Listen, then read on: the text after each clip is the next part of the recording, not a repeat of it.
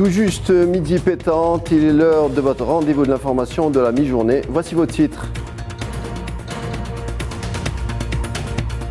Préparation de la réunion des ministres des Affaires étrangères arabes, deuxième jour des travaux des délégués permanents et des hauts responsables. Nous irons sur place avec nos deux envoyés spéciaux pour plus de détails.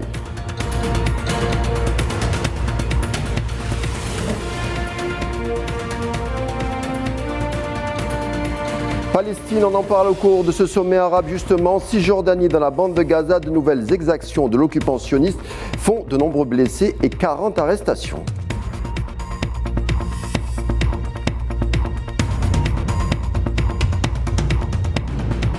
Moyen-Orient toujours, Liban et entité sioniste paraphent un accord frontalier maritime. Mais quelles conséquences économiques justement pour le pays du Cèdre, toujours en crise ?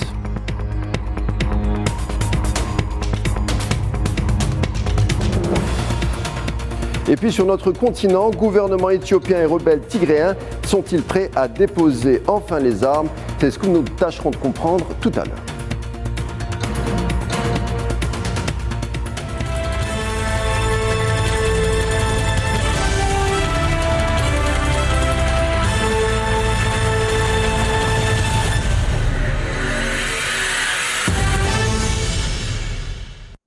Nous le disions justement en titre, on tablait aujourd'hui entre les délégués et les hauts responsables en vue des préparatifs de la réunion des ministres des Affaires étrangères arabes prévue samedi et dimanche.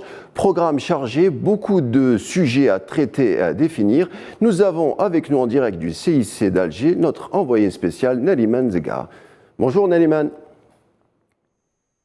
Vous m'entendez? Alors, oui, je vous entends, je vous reçois très bien. Alors, c'est toute la diplomatie arabe. Rien n'a arabe. encore filtré sur le projet.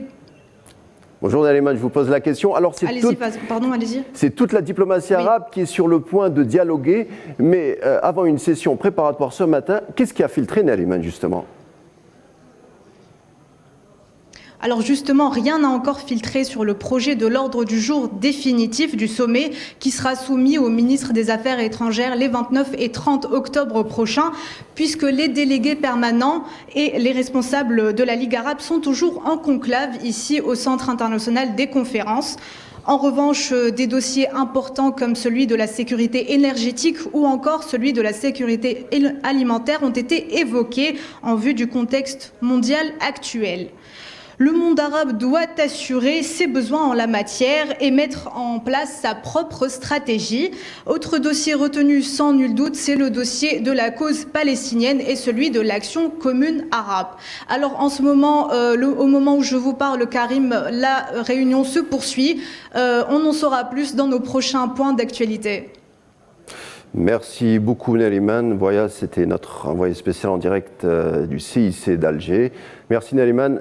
Bon courage. L'Algérie, chef de file du sommet arabe, lors de la réunion préparatoire du Conseil de la Ligue des États au niveau des délégués et des hauts responsables, l'occasion pour Abdelhamid Chbira, membre algérien permanent de la Ligue arabe, de définir les grandes lignes des rencontres. On l'écoute.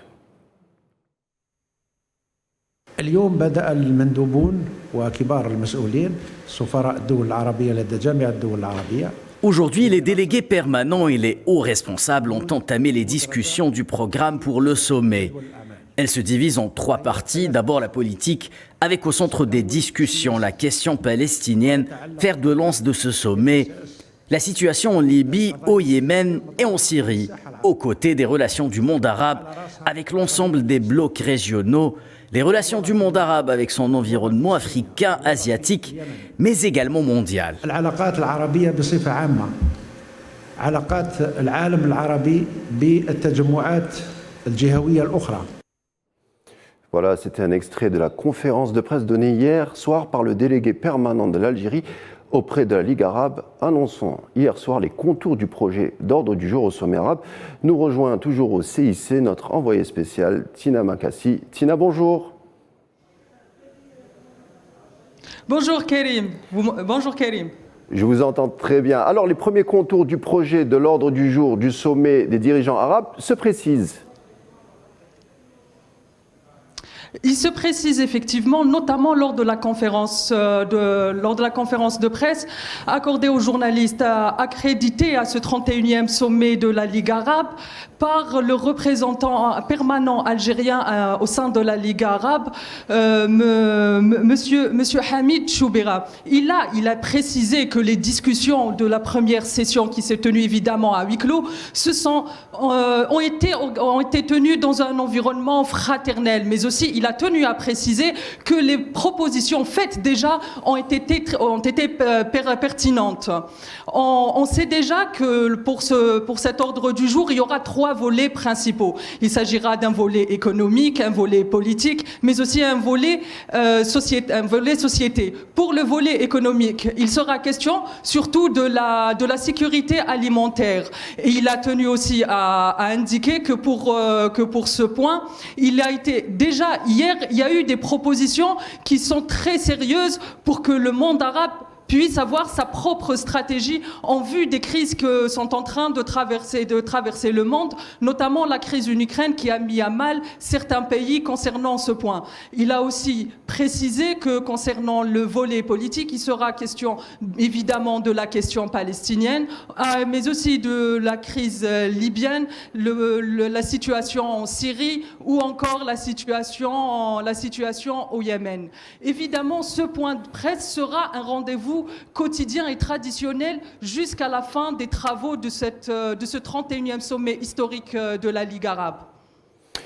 Merci Tina Makassi pour tous ces détails. Alors, 31e édition du sommet arabe, plus que quelques jours avant le coup d'envoi, mais avant une autre réunion préparative, en plus de celle des ministres des Affaires étrangères, celle du Conseil économique spécial au niveau ministériel.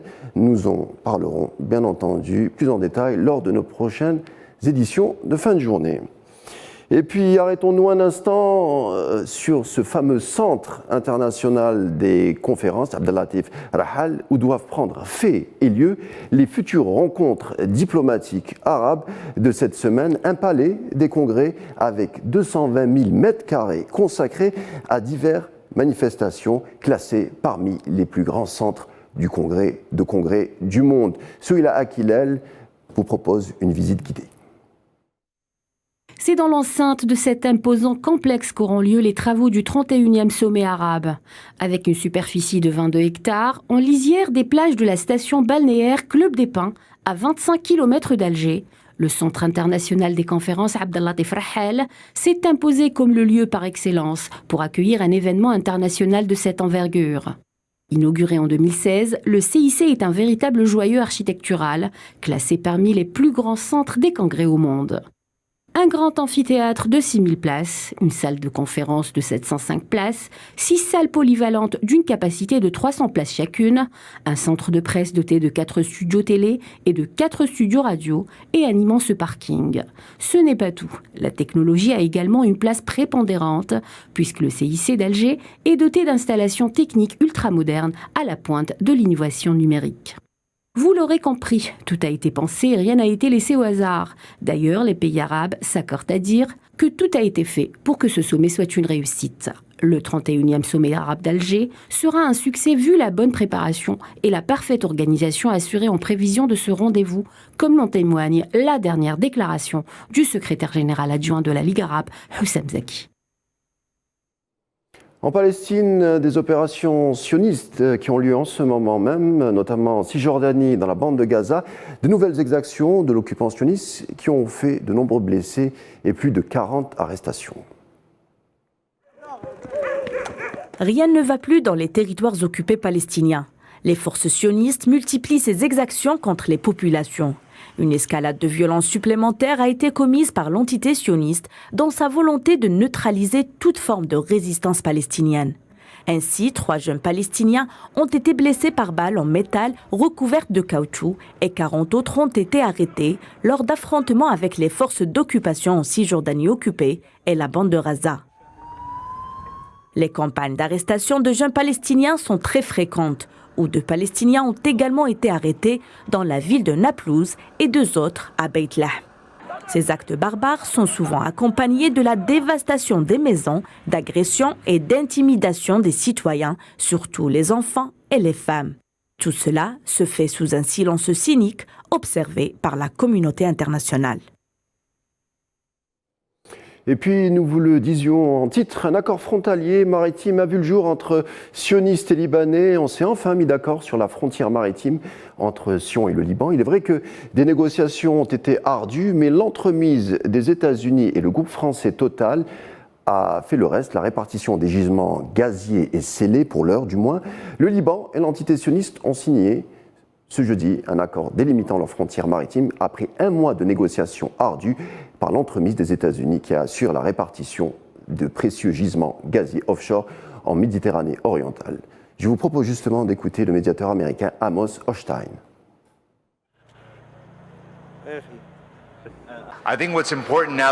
Je pense que ce qui est important maintenant, que nous avons atteint cette étape. Ce n'est pas seulement cette étape, mais ce qui se passe à partir de maintenant. Et je crois vraiment et j'espère que cela peut être un tournant économique au Liban pour une nouvelle ère d'investissement et de soutien continu pour relancer l'économie et s'assurer que, quels que soient les arguments, ils sont faits ouvertement, de manière transparente et en s'assurant que les bénéfices sont ressentis directement par tous les Libanais. Et puis ces nouveaux raids sur les environs de Damas par l'entité sioniste qui ont fait de nombreux blessés parmi les militaires. Il s'agit du deuxième raid en 3 jours à viser la région de la capitale syrienne. Les bombardements se produisent généralement la nuit. Pretoria, Afrique du Sud, sera-t-elle propice à la paix entre Tigréens et gouvernement éthiopien? Les tentatives précédentes avaient échoué à cause d'un manque de préparation, mais cette fois, le gouvernement éthiopien se dit prêt pour la paix. Pour la première fois depuis 2 ans, le gouvernement d'Addis Abeba et les rebelles du Front de libération du peuple du Tigré se rencontrent pour des pourparlers en Afrique du Sud sous l'égide de l'Union africaine. Un rendez-vous visant à mettre fin au conflit armé opposant les 2 parties depuis novembre 2020. Pour l'Afrique du Sud, pays hôte de ce round des négociations, ces pourparlers doivent progresser d'une manière constructive avec une issue positive conduisant à une paix durable, en attendant les conclusions des négociations dimanche prochain. Moussa Faki Mahamat, président de la Commission de l'Union africaine, a salué cette étape de rapprochement, exprimant sa volonté pour l'offre rapide d'engagement à la paix pour toutes les parties. Pour rappel, le conflit en cours a plongé le pays dans une profonde crise humanitaire, notamment dans les régions du nord d'Éthiopie. Sur le terrain et après une trêve fragile qui a duré 5 mois, les combats ont repris le 24 août dernier, avant que les forces gouvernementales n'annoncent le 18 octobre avoir maîtrisé plusieurs villes. Royaume-Uni, c'était le premier oral pour l'ancien banquier endossant le costume de Premier ministre. À ce titre, le nouvel entrant à Downing Street, Rishi Sunak, promet de restaurer la stabilité économique.